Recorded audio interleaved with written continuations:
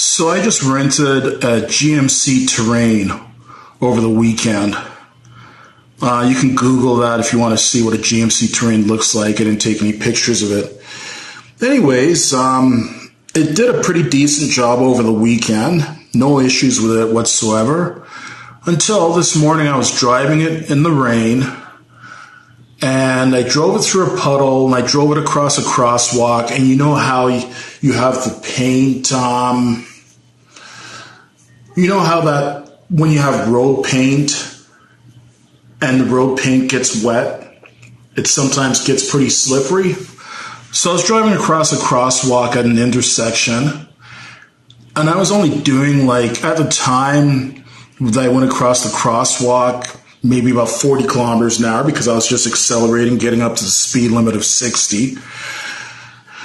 And I just noticed, I felt the wheels spin really quickly and heard the engine rev really, really high, like over 5,000 RPMs. This is an automatic I was driving, by the way, too.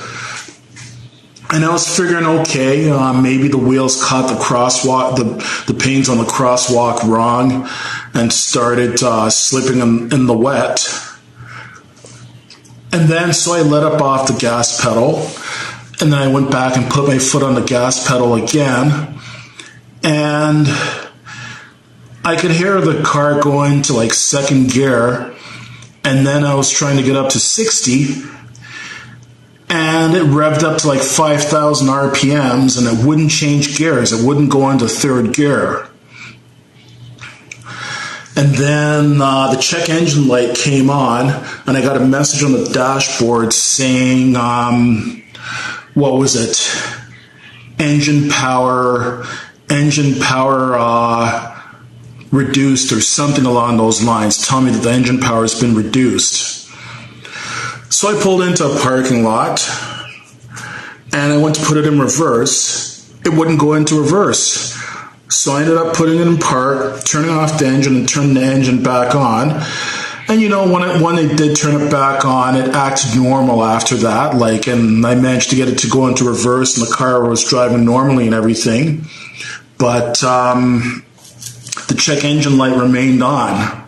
Funny enough, once I got it back to the rental car place and they started it up, the check engine light went off.